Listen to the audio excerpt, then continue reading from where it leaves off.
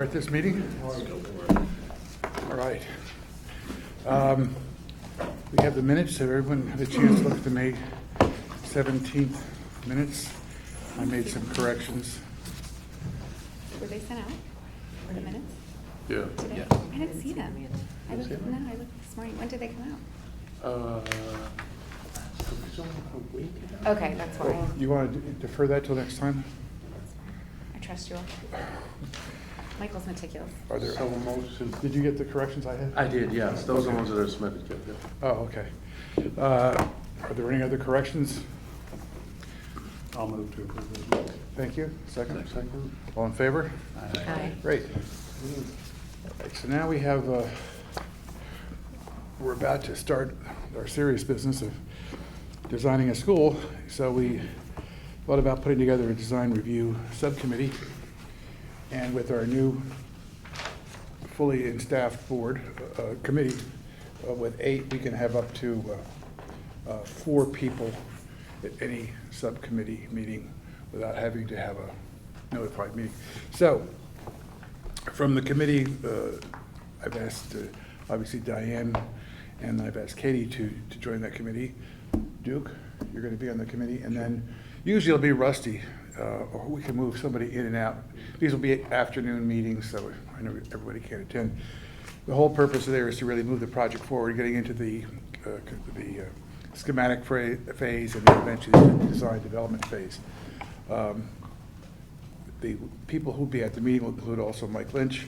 We'll have the people from SLAM as well as somebody from ONG, because we want to make sure that the contractor and the architect are in sync all the way through this process. So that's what our thing will, that's our new, if you will, subcommittee. It's going to start this afternoon for 2 to 5. Are there any more questions about that? Okay. Next, I'm going to ask Duke to talk about where we stand with our state grant. Sure. I spoke to Chuck yesterday. I mean, we've got a meeting scheduled and a group of people going up to the state on the 19th to go over where we're at in terms of the overall project and the fact that we have the resolutions done. I touched base with folks at the Board of Education. We've got a hold on June 26th as a day to submit and enter everything into the system. We'll do that at the Board of Ed. God bless you. We'll do that at the Board of Ed, and Chuck will be there to help us. He is actually drafting a document that will go over everything we have, everything that we're submitting, and also going over the form that has to be filled out. And then we'll set up some time to go over that with Mr. Lynch and Mr. Feeney to make sure that's all set for submittal. If we submit on the 26th, it gives us a couple of days. If the state looks at it, we'll follow up with the state and say everything's submitted. Is there anything else we need to do? And we'll have some good ideas to where we are after the 19th. So I think we're in good shape. Thanks to everyone, including Kate and Kate Bush and everyone that helped get all the resolutions done the other night. So I think we're in a good place according to the conversation I had with Chuck, and I also gave Kemp an update. I know you met with him yesterday. So just to be aware, the resolution on the appropriation of bonding is not effective until the 20th. okay, It's a good 10 10 days. day. 10 yeah. days. Yep. Okay. Right. But the good news is we were able to get, or I should say that Seth, the moderator of the RTM, put all those other additional items on the agenda, and there didn't seem to be any pushback about approving them, which was good. Otherwise, we'd have to have a special meeting.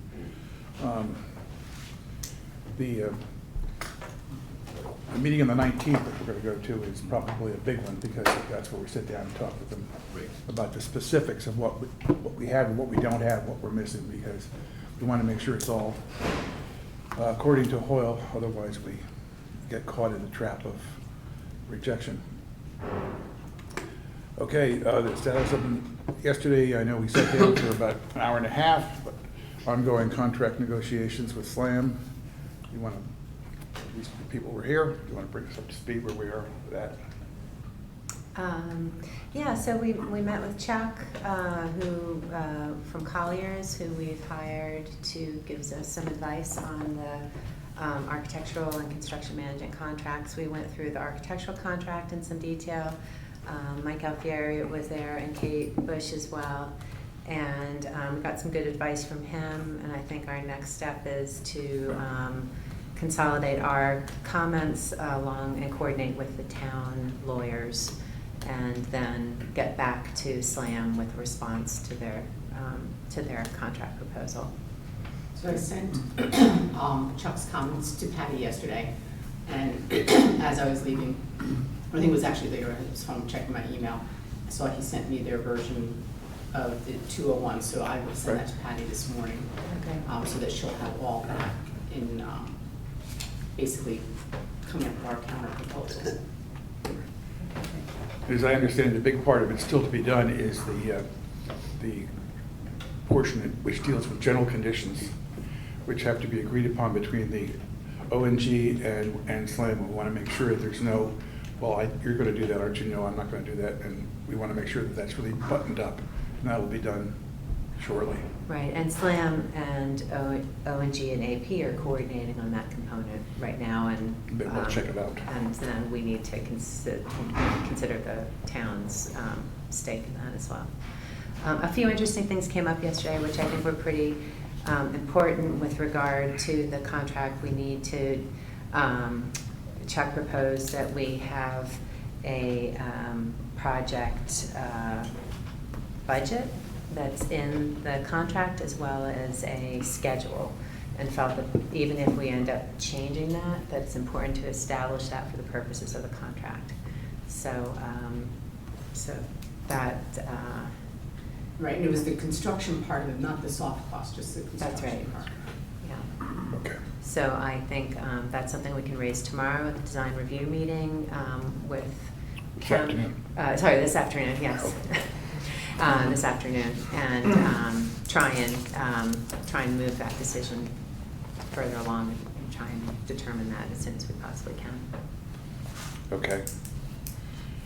SLAM does intend on bringing a schedule to the meeting. I believe it's a project schedule that they've been working on, so that should be a good start for us. And I gather a lot of it's going to depend upon what final design is chosen, on how much project phasing is required. Correct. Because the more you get involved with building on the same site and phasing, the longer the project's going to take. So that's a real question we have to address. And Chuck's suggestion with regard to that, if we're not quite ready to make that decision, is to establish the contract with one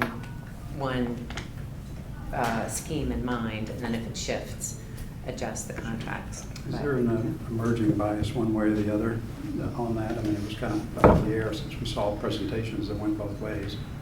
Well, when there was a meeting, what was it, May 22nd? I think it was May 22nd, we had a meeting.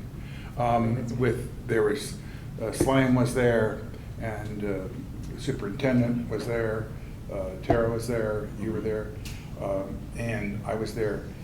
They talked about the town square, which would have been the one that would be built right over the existing school. You know, that would be the longest phasing. Mm-hmm. And then the other one was the amended, I think it was Cove Street, which would be building Main on Street. Main Street, I'm sorry. But the superintendent and I guess Luke Fortrow was there as well, kind of like the phase one, but that's the longest one and probably the more complicated one. However, you know, these are just conceptual designs. Okay. Yeah. It's still up to the committee to try and refine where we're going to go. And that's part of the intention this afternoon, is to really, I think that SLAM's going to come with a whole list of different criteria that we need to evaluate and weigh in order to decide which site design is best, and you know which direction to go in, and try and figure out which of those criteria are the most important to us as well. We're going to balance all that out. But clearly the Board of Ed, they and Luke Forshaw seem to prefer a scheme that put at least part of the school in the location where the school is right now, which is a phased Yeah, I option. mean, everybody agreed Yeah. that was the best location. No, there's no doubt about that. Location, but also Can in we terms- stand it? Can we stand? Can we It's stand an extra it? year and it's an extra 10%. Well, we don't know. We have to find out. Or Yeah. there are some variations on that. There's some variations that allow potentially, if you potential phasing of the ELP, if that's brought in slightly after, you could potentially move the elementary school and do it in 2 phases, and it could be maybe 6 months longer, 3 to 6 months longer. So there's a lot of different things floating around. So we can't close I-95 for 2 weekends and get it done like that. build it on, and move it. I like build it that. somewhere else, whatever. They did We could talk build it about- on the Oxridge, on Highland Farm. We could bring it there and just That's right. bring it over.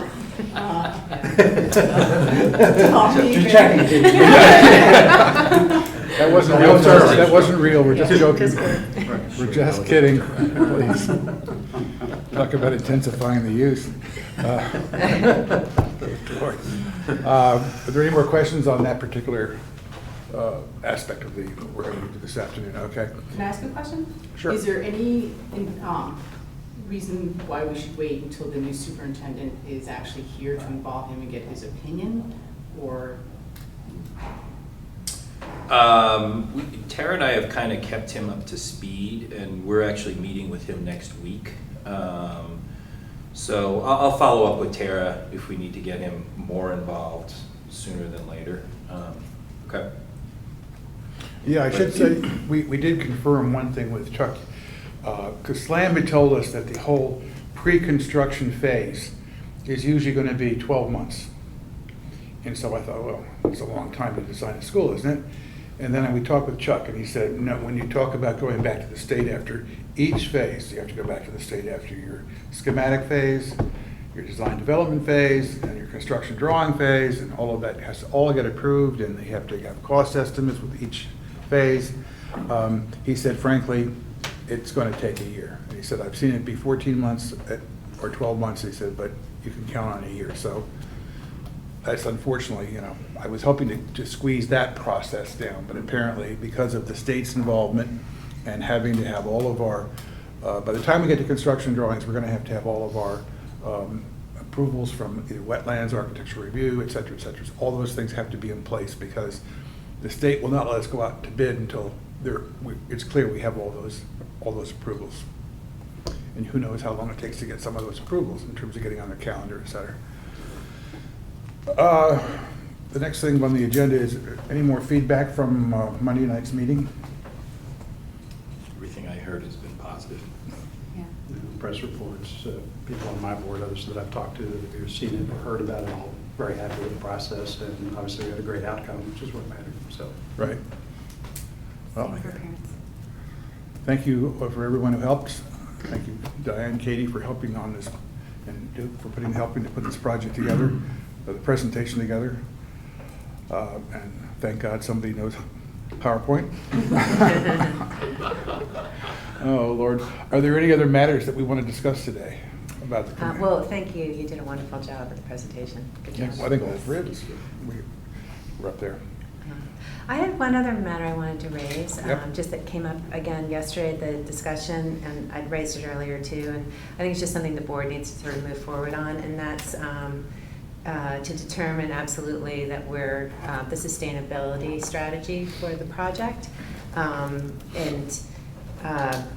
It seems that, obviously we have to follow the high performance building standards. It's called high performance. And that's required by the state. And my understanding, especially from what Chuck described yesterday, is that those standards are more or less equal to LEED in a lot of ways, but and that meeting those standards is what builders and the architects of these schools are used to doing, and especially their MEP consultant, they're sort of all in on bringing whatever sustainability, whatever sort of high performance building standard, to meet all that. So I just wanted to discuss as a board that whether or not we should, in addition, go for a LEED certification. Chuck recommended not and seemed to feel that we're already meeting LEED standards by doing the high performance building standards. It's an additional cost, certainly, in order to get all of the approvals and fill out all the paperwork, and then it's an ongoing process where you have to continue afterwards and keep it up to date. Right. I just thought it would be important to kind of raise it as a discussion. It is a plaque you can put on the building. It does show sort of formal public recognition that we've met certain sustainability standards. But perhaps it's not the best use of the town's money. And there are a lot of other programs as well, but it seems like schools right now are following those standards, and they're pretty high, and a lot can be achieved there. So, Do we know what the cost would be? I think it was, there's an estimate, I think, of $150,000 extra. Just Oh, for initial the building. Just for the initial. And then the yearly Every is. year you have to. That's not construct, that's just the certification cost. Yeah. yeah. But that's not an annual, it's not 150 each year after that No, also, It's right? about But- construction. Every year, I don't know what the number is every year after that.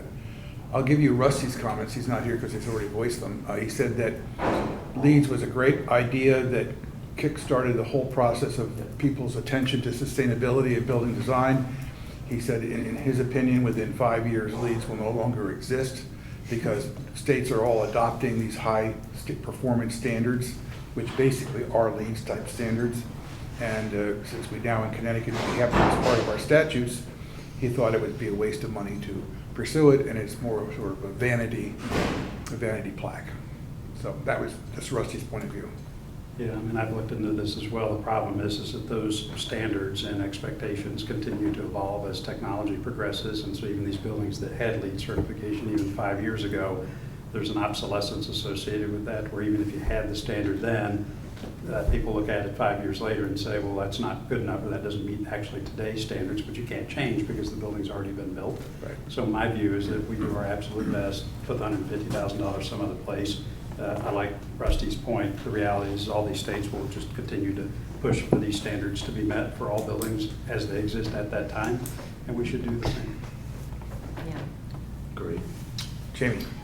Is it possible to ask the architect and construction manager as we go along to specifically detail the elements that fall into this high performance category that maybe could be presented in a way that shows its relationship to a LEED standard, so that we can provide evidence to the community of just what you're saying, that the new way of doing buildings is this high performance standard. But that won't mean anything to people unless they actually see what we're doing in the building and prove that we are putting our best foot forward in terms of sustainability. So we meet LEEDs, but without actually getting the certification. Well, or see where Yeah. it differs. Well, I think that's the real value in LEED is the public recognition and the Stamp of approval. the stamp of approval. So what we're really going to do is, to use your point, Jamie, is, okay, the public is somewhat familiar with LEEDs.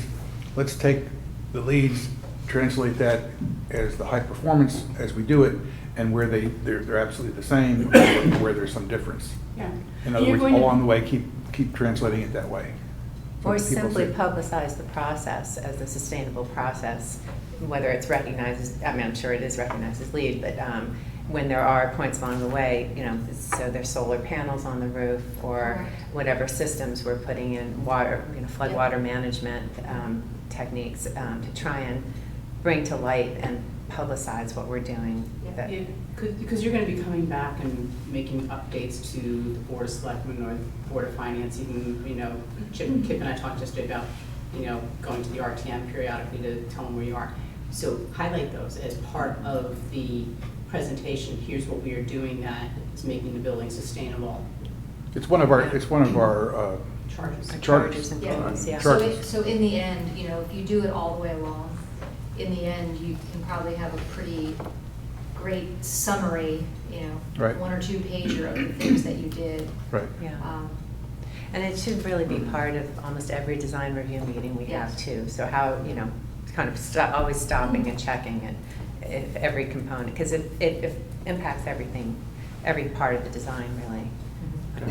We built this school, an elementary school, 10 years ago, and we aimed for the gold LEED standard without doing the LEED's paperwork, which I think is what we're talking about. Yeah, exactly. Exactly. How was the, And- go ahead.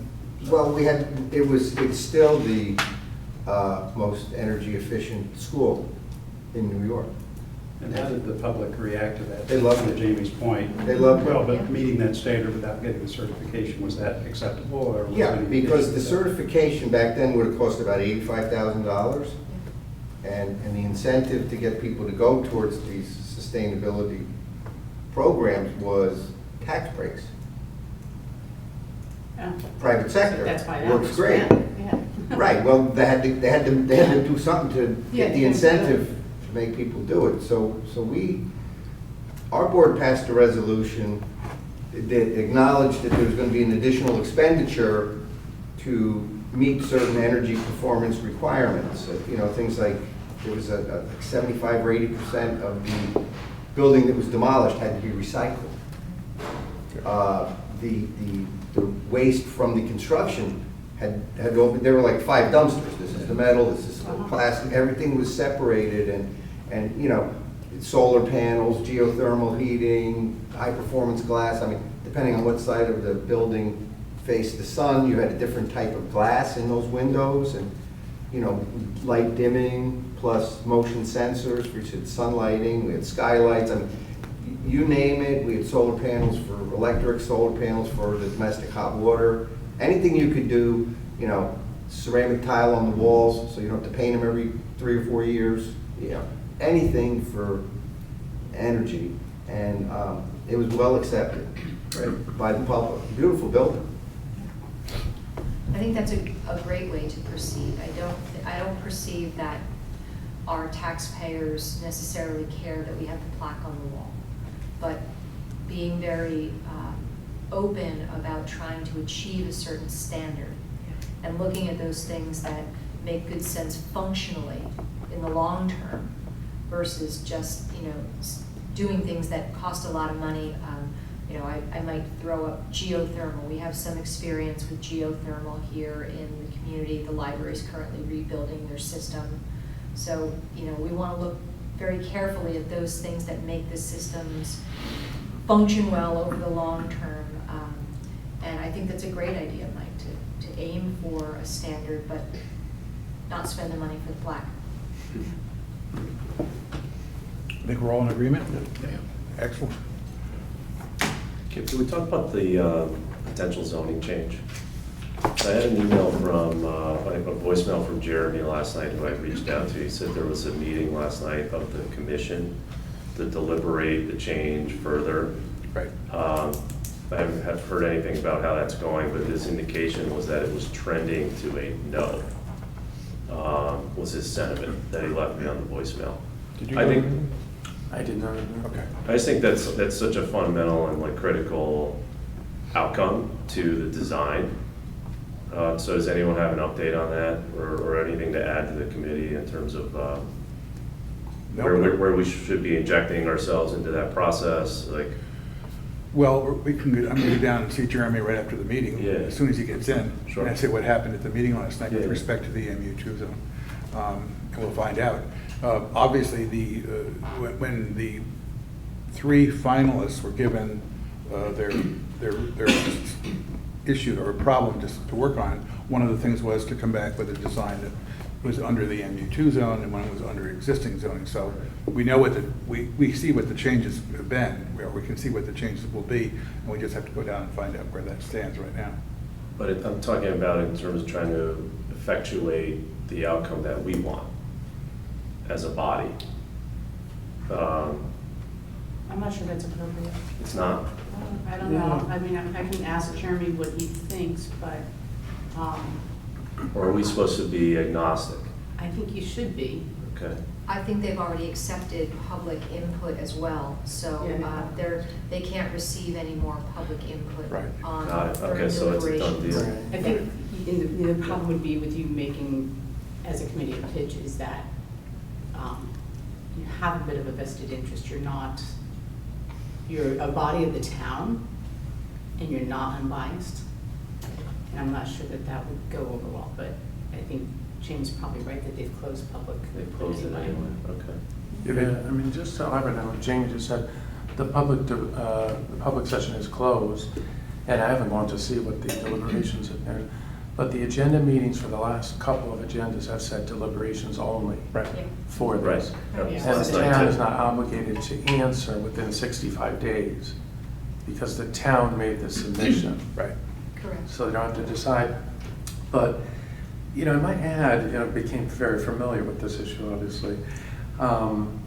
That if we as a committee came up, or a design came up that the site needed the MU, it can still be asked for. Yes. Even if the town Right. doesn't Right, you do can it ask for all for a 13 variance. properties. Yeah, we can ask for a variance. Okay. So, to me, it's a, I don't know if it's a double-edged sword, but if indeed it's not adopted for all 13 of these properties, which is Right. really what that proposal is for, and we came up with something that said the setback to the open space should be 8 feet, we could ask the zoning commission to use the MU.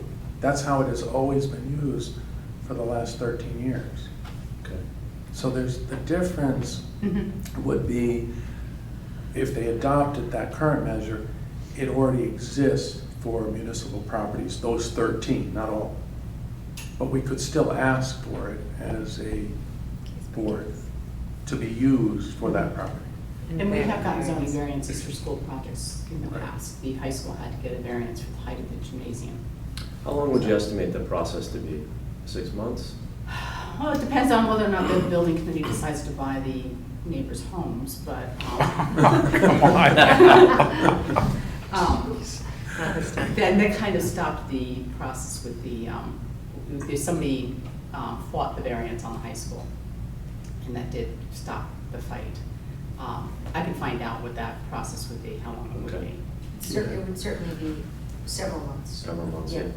yeah. I just think in these early days with the architectural review, you know, subcommittee, to kind of establish that go, no-go, ask for a variance is like a critical kind of lead item in the Agreed. Gantt chart. Agree. Yeah, I was gonna also ask Jeremy to draft a calendar for me so that we would know, like, okay, if you want to be on a certain agenda, you need to have your application in how far in advance, so that, you know, we'll have an idea of targets. I just remember from all the presentations, it seemed kind of a consistent theme of like, boy, it would be nice if we had more room here.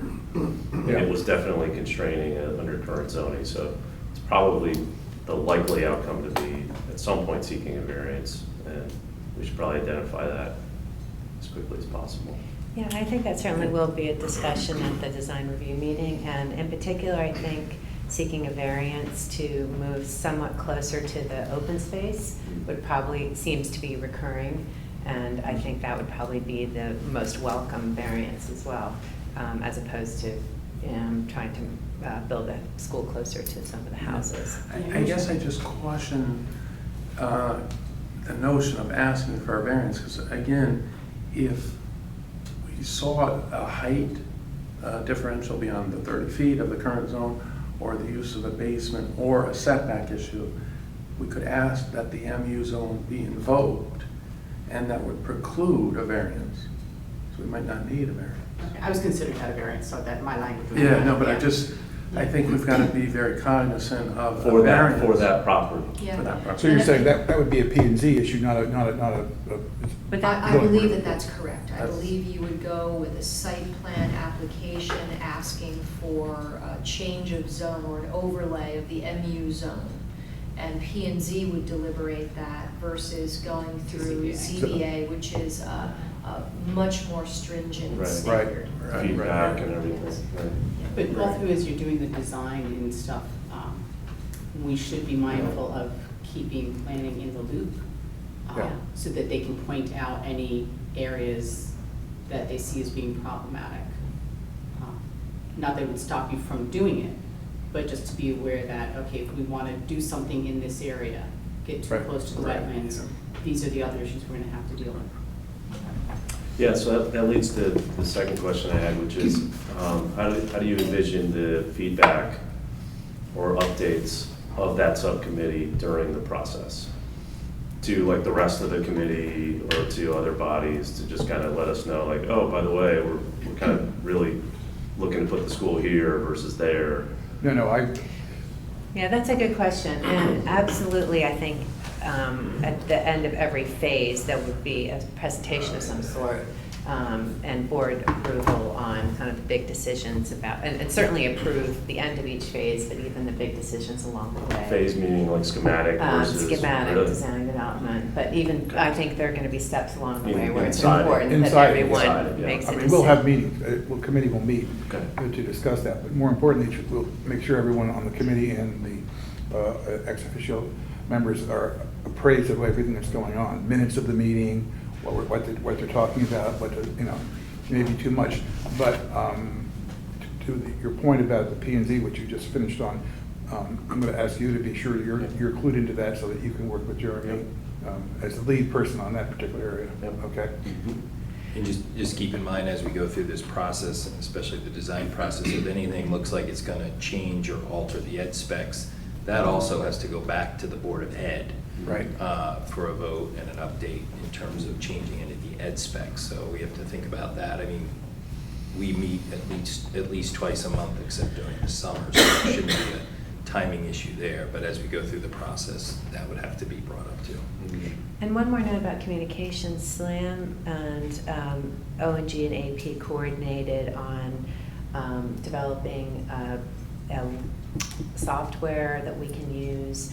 We're going to use SLAM software for the pre-construction period and AP and ONG software for the remainder of the project, and it will be a communication device that will have a public component to it and a private component to it. So we'll all be able to get in and see the minutes, see whatever most updated drawings That's great. are, and everybody can stay in touch electronically, and we'll be quite careful to make sure that all falls within the Freedom of Information Act, so that we're not doing business on that site, but really providing information for our group and providing potentially public information as well. So we'd be interested to see, hopefully we'll learn more about that this afternoon, how that works. That's great. Could you please ask them if that would be in place of potentially creating our own sort of web address for the project? Yeah. Some projects even go so far as to create their own website. Right.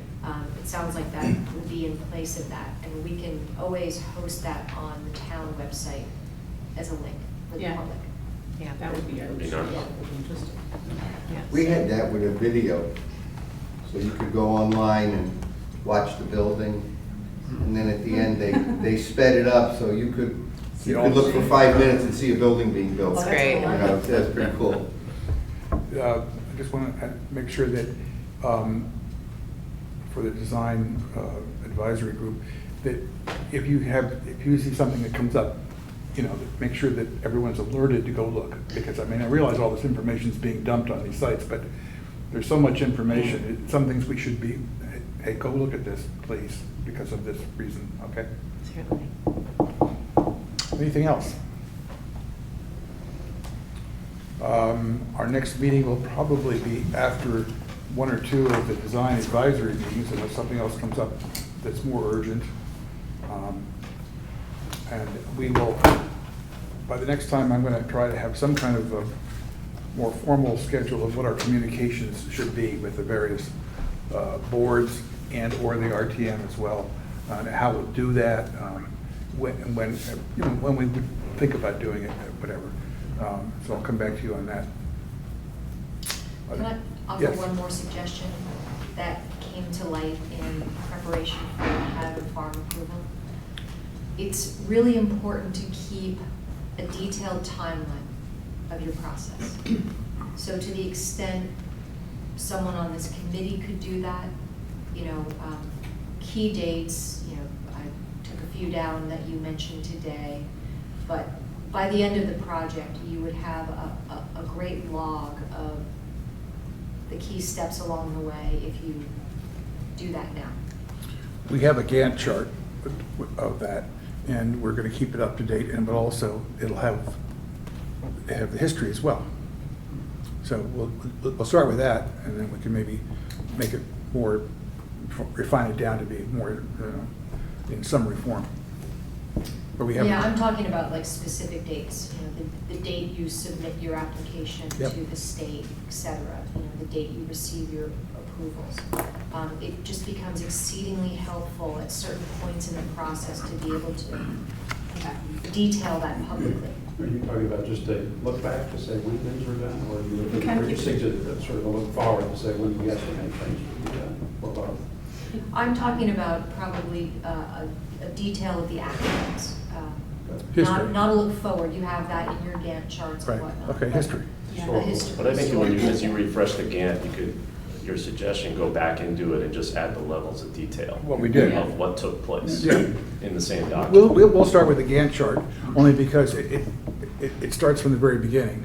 And we can go back and refresh it and then use the history there to create the actual log of what we did.